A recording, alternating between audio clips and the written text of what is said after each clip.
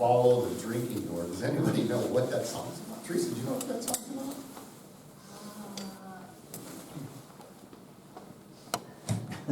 I'll give you a hint. It's a secret code. That's the whole song is a secret code. Was it written like in slavery time? It was written during slavery time. Yeah. That's what it sounds like. So tell my names of your sons again, because I forgot. At the end is George, Okay. 12, Ken is 21, and Josh is 15. George, Ken, and Josh. Okay, George, Ken, and Josh. Do you guys have any? Come on, you guys are really smart. I know you play video games that have secret hidden stuff in it, right? Right? Isn't there secret? Who's played Zelda?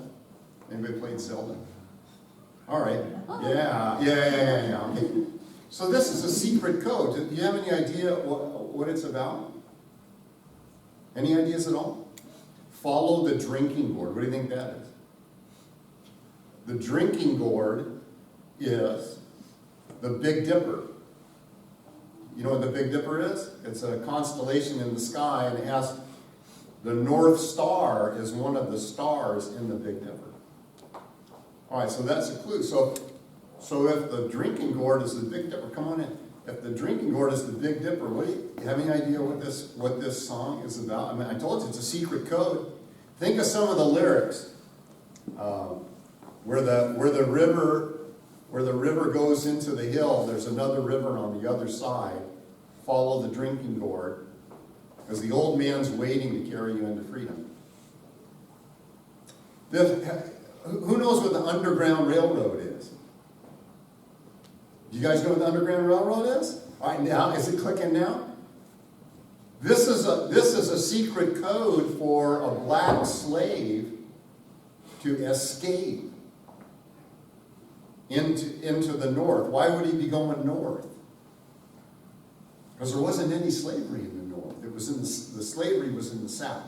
So there was this secret network of people and farmhouses where a slave would escape, and then he'd go through the mountains, up over the mountain to the other side, follow the river, and as long as he was heading north, he knew he was going in the right direction. Isn't that amazing? That's what the song, it's a secret code song. So they would sing that song to memorize the directions about how to get to the north. And then there were people, once they got to a certain point, that somebody would meet them who was part of the Underground Railroad and take them to a farmhouse where they could hide out, till the morning time. And then they'd go to the next place and the next place until they got into freedom. Pretty cool, huh? Pretty cool story. Yeah. There's another, there's a lot of these songs, they're called Negro spirituals. They're called Negro spirituals. And it's okay to use the word Negro when you're talking about Negro spirituals, because that's what they call them. Okay, Negro spirituals, even to this day. There's another one called Go Down Moses, Let My People Go. Remember that one, Sharon? Go down Moses, let my people go. Right? Way down in Egypt's land. Yeah, sing it. Way down in Egypt's land. Pharaoh, let my people go. Yeah, okay, so he says, way down in Egypt land, Pharaoh, let my people go. Now, why would enslaved black people be singing about Moses and Pharaoh and let my people go? Because they were also enslaved. What was the group of people that were enslaved under the Pharaoh? You guys know? Hebrews. What'd you say? Hebrews. The Hebrews, the Jewish people. How long were they slaves in Egypt? 400 years. 400 years. So do you think that when they went to bed at night, they were praying, we don't want to be slaves anymore. Please help us be free. You think they prayed that? Yeah, they did. With tears. With tears. We want to be free. We don't want to be slaves anymore. So when Christianity had its great awakening in the United States, the ministers actually got permission to teach Christianity to the slaves. The black slaves. They came from Africa. They'd never heard of Jesus. They'd never heard of Christianity.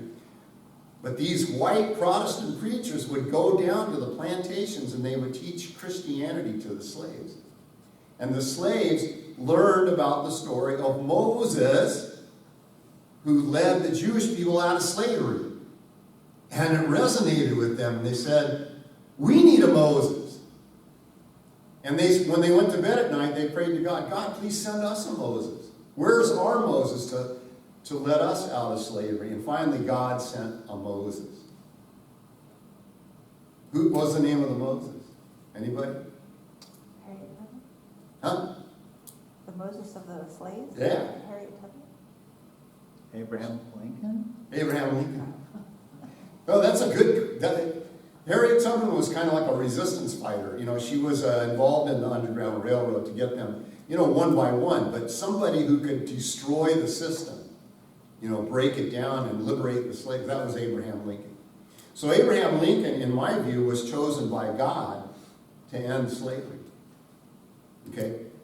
So the story I'm going to tell you is about Abraham Lincoln. And it's about a young lady named Nettie Colburn. And I just want you to remember that name, Nettie Colburn. She was 20 years old.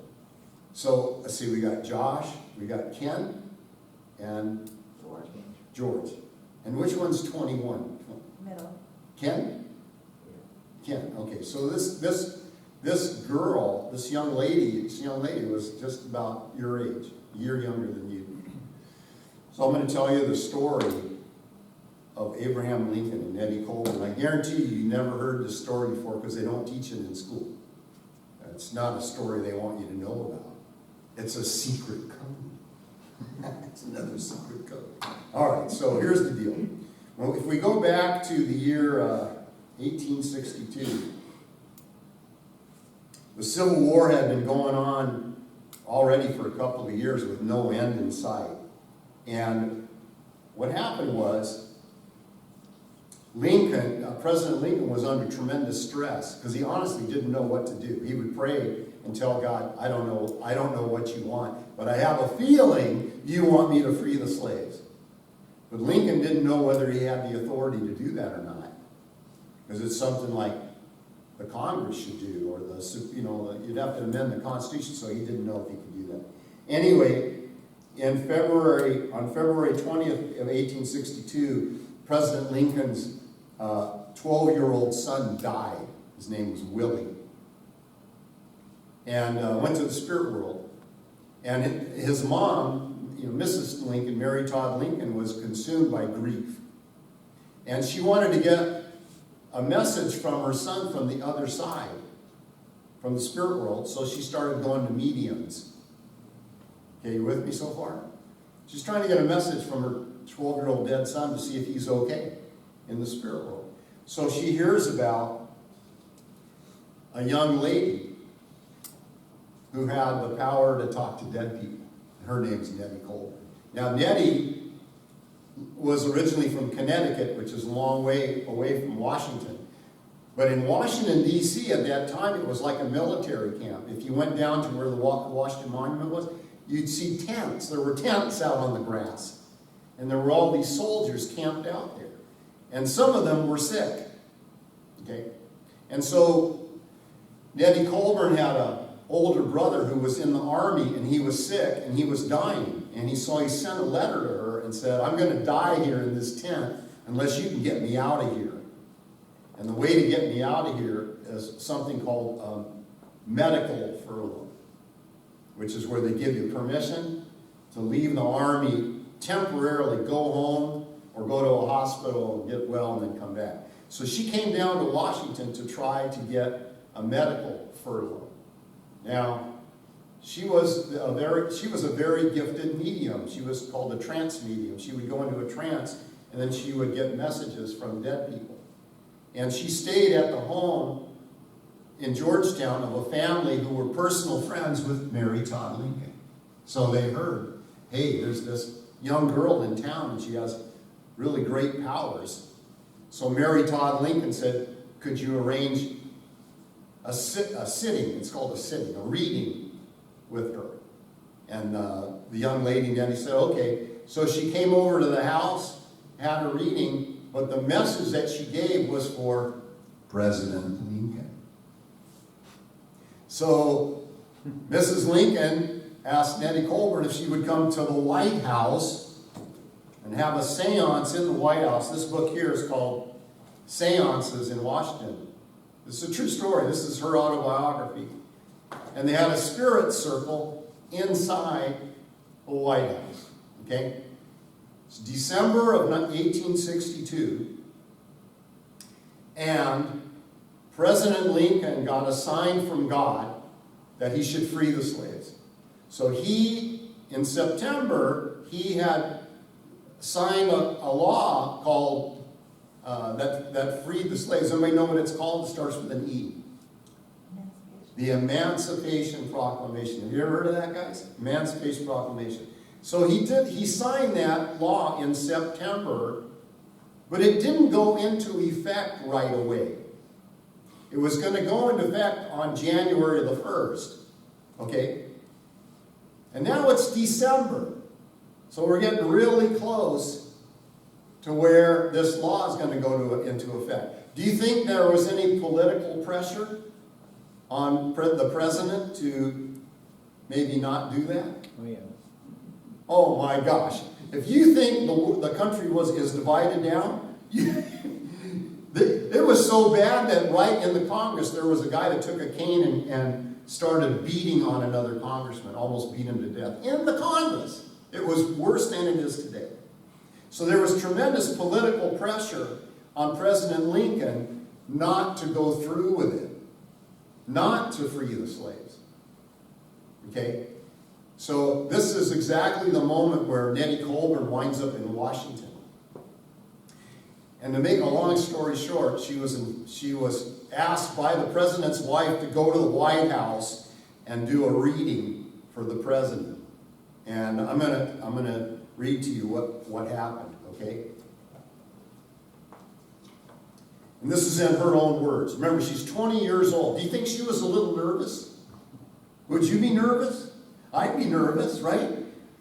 But the reason she did it is she was a young lady of very deep faith. She had a very strong relationship with God, and she believed that the gift that she had was not for her. It was for the sake of others. And so she felt she had a responsibility. If the president asked her, she had no choice but to go. So she did this in faith. So imagine she's in the White House. There's a room in the White House called the Red Room. It's still there, actually. This is the room that she was in. I was led forward and presented. He stood before me, tall and kind, with a smile on his face. Dropping his hand upon my head, he said in a humorous tone, "So this is our little Nettie, is it, that we've heard so much about?" I could only smile and say, "Yes, sir," like any schoolgirl, when he kindly led me to an ottoman. You know what an ottoman is? It's a chair that doesn't have a back. It's just like a stool you sit on. He sat down in a chair, the ottoman at his feet, and began asking me questions in a kind way about my mediumship. And I think he must have thought me stupid, because my answers were a little more than yes and no. His manner, however, was genial and kind, and it was then suggested that we form a circle. It's called a spirit circle. He said, "Well, how do you do it?" looking at me. Mr. Laurie came to the rescue and said we had been accustomed to sit in a circle and join hands. But the president did not think it would be necessary to do that in this case. While he was speaking, I lost all consciousness of my surroundings and passed under control. What that means is she was a kind of a medium like Arthur Ford. You've heard of Arthur Ford? Edgar Cayce. Edgar Cayce is called the sleeping prophet. So what they do is they pass out. They go into a trance. And then the spirit world takes control of their voice and speaks through them. So her spirit guide started speaking through her, and this is what he said. For more than an hour, I was made to talk to him. And I learned from my friends afterward that it was upon matters that he seemed to fully understand, while they comprehended very little, until the portion was reached that related to the Emancipation Proclamation. he was charged with the utmost solemnity and force of manner not to abate the terms of its issue, and not to delay its enforcement as a law beyond the opening of the year. He was assured that it was to be the crowning event of his administration and his life. And even though he was counseled by strong parties to defer the enforcement of it, hoping to supplant it by other measures and to delay action, he must not heed such counsel, but stand firm to his convictions and fearlessly perform the work and fulfill the mission for which he had been raised up by an overruling providence. So the spirit world's telling him this is the reason why God made you the president, is to free the slaves. I shall never forget the scene around me when I regained consciousness. I was standing in front of Mr. Lincoln, and he was sitting back in his chair, arms folded, looking intently at me. I stepped back, naturally confused at the situation, not remembering at once where I was, and glancing around the group where perfect silence reigned. Then a gentleman said in a low voice, "Mr. President, did you notice anything peculiar in the method of address?" And Lincoln raised himself as if shaking off a spell. He glanced quickly at a full-length portrait of Daniel Webster that hung above the piano, and he said, "Yes, and it was very singular, very." Congressman Sohn said, "Mr. President, would it be improper for me to inquire whether there has been any pressure brought to bear upon you to defer the enforcement of the proclamation?" To which the President replied, "It is taking all my nerve and strength to withstand the pressure." Got it? At this point, the gentlemen drew around the president and spoke together in low voices, Mr. Lincoln saying least of all, and finally he turned to me and laying his hand upon my head, he said these words in a manner I shall never forget. "My child, you possess a very singular gift, but that it is a gift from God, I have no doubt. I thank you for coming here tonight. It is more important than perhaps anyone present can understand. I must leave you all now, but I hope I shall see you again." And then he left the room. So about a week later, he had to decide whether to enforce the proclamation or not. What do you think he decided to do? Enforce. He enforced it, right? Now, how many of you have heard this story before? It should be in the schools. But it's honestly, it's information that is suppressed. It's suppressed. So I had to learn about this from an Englishman, okay? Because I never heard this story until I was in my 50s. The Englishman's name was Arthur Conan Doyle. You ever heard of him? You ever heard of Sherlock Holmes? Sure. This is the guy that wrote the Sherlock Holmes stories. He's Sir Arthur Conan Doyle. He's a very important figure in history. And this is what he had to say about the story of Nettie Colburn. First of all, he calls Nettie Colburn the Joan of Arc of America. If you don't know who Joan of Arc is, look it up. So this is what he says about Nettie Colburn going and visiting the president. He says, "This is one of the most important instances in the history of spiritualism and may also have been one of the most important in the history of the United States, as it not only strengthened the president in taking a step which raised the whole moral tone of the northern armies and put something of a crusading spirit into the men, but another message urged Lincoln to visit the camps, which he did with the best effect upon the morale of the army. And yet you, the reader, might, I fear, search every history of the Civil War and every biography of Abraham Lincoln, and you will not find a single mention of this vital episode. It's all a part of that unfair treatment which spiritualism has endured for so long. It's impossible that the United States, if it appreciated the truth, would allow the religion which proved its value at the darkest moment of its history to be persecuted and repressed by ignorant policemen and bigoted magistrates in the way which is now so common.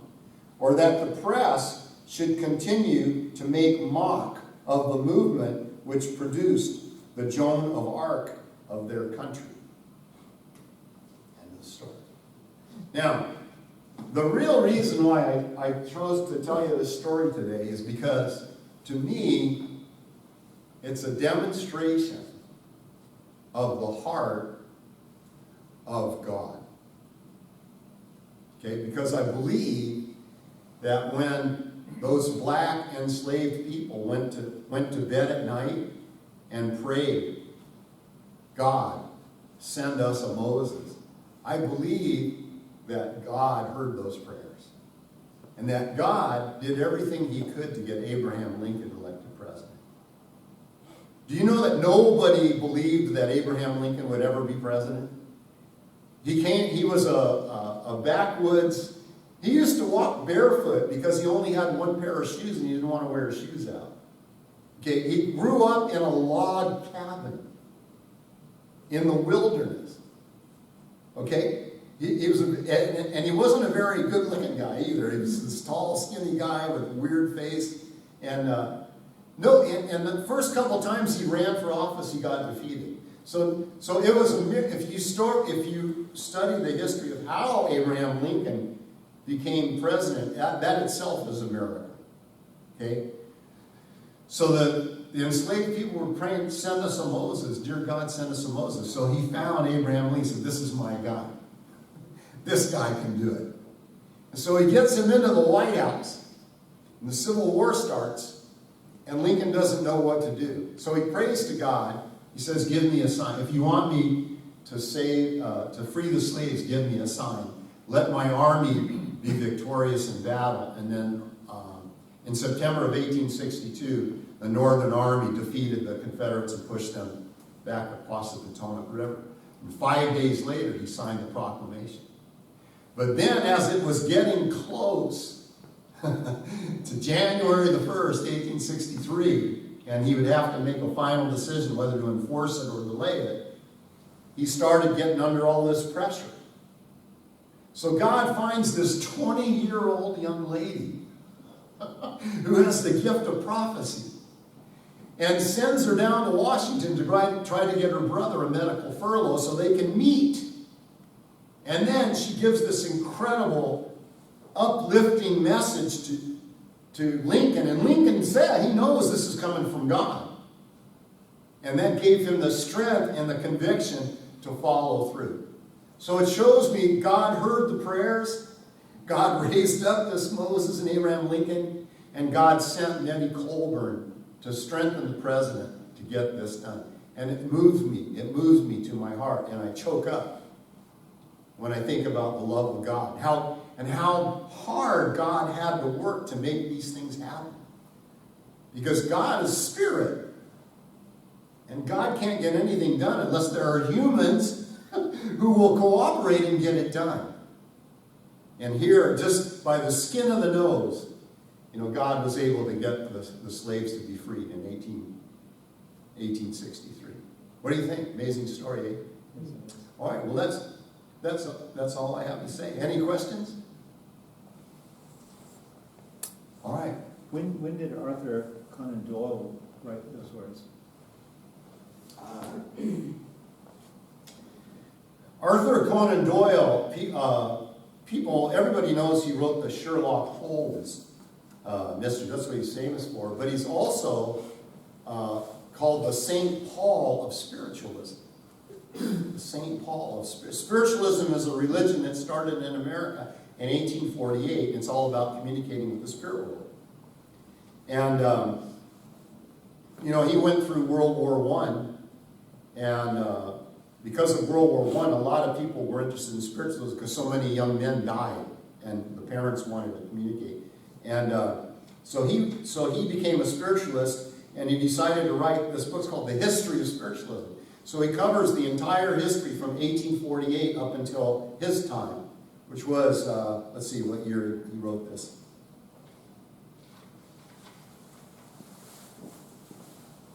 1926. So he wrote this in 1926. So really, it's an amazing book. It's a book I had to read for the Morris Pratt Institute. It's like a seminary for spiritualists. And I tell you, when I was reading that, I was like, oh my God, because that's just one story. There are lots of stories like this. You may, for example, you may know that there's a famous story that Abraham Lincoln himself, the president himself, went to visit the soldiers, on the front line. And he spoke only to the privates. Well, Nettie Colburn's the one that told him to do that. Because the morale of the troops was so bad that they were on the verge of giving up and just they were not following orders and deserting and stuff. And he was told that if you do this, it will bind the soldiers to you heart to heart. It's an incredible story. I just don't want to take up the time to tell you that story. But after church, I'll tell you that story. So, it's just an amazing. If this history was told in the schools,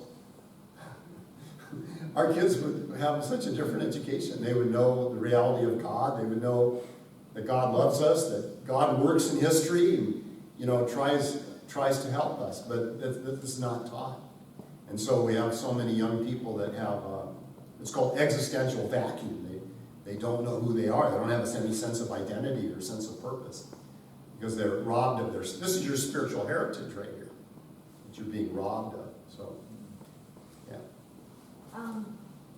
Isn't it that Christianity kind of shuns spirituality, talking to spirit? Yes, that's another problem.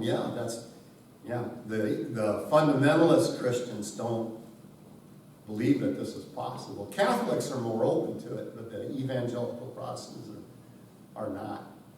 They'll tell you it's from the devil, or something like that. So yeah, that's a big problem. So this book, this Nettie Colburn autobiography, was published in 1893. But the events happened in the 1860s. Why? Because President Lincoln asked her, please don't tell anybody, because he knew just what you said. Politically, it would not be good if people knew that he was consulting the spirit world. Right? Make sense? So she waited until 1893 and then wrote the book. And this book was a huge controversy when it came out in 1893. But she has affidavits of people who were there, like Congressman Soames of Maine. He was there. So there were a lot of witnesses to this.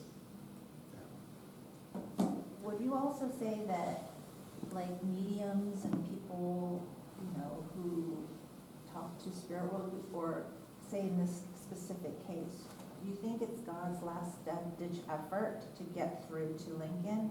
Was Lincoln supposed to, through his conscience, through, himself, supposed to realize this, but perhaps he didn't, so God had to work through a secondary entity to get through to him? I don't know. I think I'm absolutely convinced that Lincoln's heart was in the right place. The problem is he knew the politics of Washington. When he declared the Emancipation Proclamation, he wasn't even sure that he had the legal authority to do that. He didn't do it as the president. He did it as the commander-in-chief of the army. Because when you're fighting a war, you have the right to confiscate the property of the enemy. That's one of the things you have authority to do, because you're, in warfare, you can say, well, we need these cows to feed the troops. We under authority of the commander-in-chief, we're going to take these cows. So the law said that slaves weren't people, they were property. So because he had the right to confiscate property, he said, if you guys don't surrender, I'm going to take your property, these slaves. Amen. But it didn't free them. What he had to do after that is he had to get an amendment to the Constitution passed, and that was 2 years later, 1865, called the 13th Amendment. And there's an excellent movie called Lincoln. Lincoln, it came out just a few years ago, and it's all about how, I mean, if you want to get an idea of the political pressure he was under, it's an incredible movie. It shows what he had to go through to get that done. And it was just razor thin. So many times God's will gets done just by a razor thin margin. Oh man, it's just amazing. But no, his heart was in the right place. He wanted to end slavery. He just didn't know how. He had to do it within the confines of the law and the United States Constitution. The Constitution, didn't even recognize, African Americans as people and property. So, excellent question. Ron, you've done a lot of research about spiritualism. Have you looked into the spiritualism of our early church? Spiritualism of our early church? Yeah. Oh my God, the whole unification movement started with spiritualism. It was all spiritualism. Father was really big into spiritualism. When he came to the United States, he sought out the number one spiritualist mediums. Like he had, I don't know, are you aware of this? He had sittings with Arthur Ford. He personally went with Dr. Pop and Young-Hoon Kim. They all went, and those readings are in a book. They're called the Sun Myung Moon Sittings. And it's the spirit world talking about Father being, this great teacher and the messianic figure and all of that. It's right. The book's called Unknown But Known. It was so controversial that when the second edition came out, they deleted those chapters from the book. I have the original book. I have 2 copies of it, the original one. Who was Arthur Ford? Arthur Ford was another trance medium. He was just like Nettie Colburn. He would go into a trance, and then there was a spirit who would speak through his voice. Jean Dixon, you ever heard of her? Yeah. She was invited to the banquet, the Madison Square Garden, the day before Madison Square Garden, at the Waldorf Astoria Hotel. She was invited and she spoke. So Father was he really wanted to bridge the gap between the spirit world and the physical world. He started a company called, is it RIST? He started a company, and their mission was to create a spirit world machine, like a telephone, like a device where you could get communication between the spirit world and the physical world. Wacom? Is it Wacom? Wacom, yeah, Wacom. RIST, I think, is a branch of Wacom. What's the name of that brother? Peter Nordquist. Peter Nordquist, if you ever heard of him. That's his. He's still very active in So that. these mediums that Father met with, Yeah. was it revealed to them the value of Father? Yeah. But not so directed. not the way that I really recommend you read the Sun Myung Moon Sittings, and if you bug me, and because I'll forget, I'll bring a copy and loan it to you, and you can read the Sun Myung Moon Sittings. They said Father was definitely like here, I'll tell you, I'll put it this way. They recognized him as a Messiah, but not the Messiah. And what I mean by that is they said that what he's bringing is a very, very high truth. They said that there's this bright light around him. He's a great avatar of truth, but it's not exclusive to him. He says if the teaching speaks to you, then you should follow it. He says, but it's not going to appeal to everybody. So then mediums are limited, just because they can communicate. Well, they're limited. Well, there's 2 possibilities. Either they're limited or Father had a misunderstanding of who he was. There's 2 possibilities. I'm going to be really honest with you. I'm of the second opinion. So I believe Father was a Messiah, but I don't believe he was like the only way and everybody's got to do this. No, I believe that there are a lot of paths to God. But I'm sorry, I just have to be honest about that. It doesn't diminish him, I love him, and, you know, he's my spiritual father, but I just don't believe he's the only way. I But believe do you he's, believe there is one Messiah that provides the only way? no, So Jesus is just another one of many? Father was on it, in the 1960s, he was invited me on a TV show. Caps was the guy's name. Al Cap. It was like the David Letterman show, you know, a show like that. And Al Cap asked him, he said, "Are you the Messiah?" And he said, "Yeah, I'm the Messiah, but so are you, and so are you." And so, remember, he said that, and so are you. So I think Father actually had a broader view than some of us have. Because if you study the divine principle, it says that everybody has the potential, actually the destiny, to grow through the 3 levels of perfection and establish a perfect relationship with God. That's what we're supposed to do. So everybody has that potential. That's what I think. Someone would ask, Father, if you had said no to Jesus in assuming the position, The position, yeah. what would have happened? Yeah. He said, there were others. Yeah. God would have found somebody else. Father could have said no. In fact, he said no twice. Jesus had to ask him a 3rd time, and then finally he said. Because he was very serious. He didn't want to take on the mission if he felt like he couldn't fulfill it. So Father was the Messiah for me. Because there's no way I would have been able to really give my life to God if I hadn't heard the divine principle. Why? Because I came out of a Christian background. Okay? But the divine principle is not going to speak to, I don't know, a Taoist or a Hindu the same way it spoke to me coming from a Christian background. I mean, Father talks about us being 4th Adam, so, you know, we are have messianic value, but it takes one Messiah to open up that doorway for the rest of us to go through. Yeah, That should be recognized. yeah, but you know, it's not necessary.